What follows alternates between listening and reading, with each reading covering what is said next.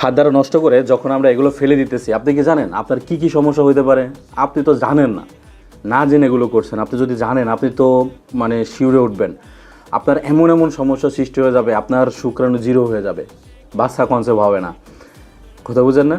আপনি এটা করার কারণে আপনার শুক্রাণু সব শেষ, শুক্রাণু মৃত হয়ে যাবে।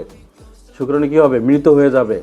শুক্রাণুর কোনো শক্তি থাকবে না, শুক্রাণু চলতে পারবে না। কি বিষয় হচ্ছে না?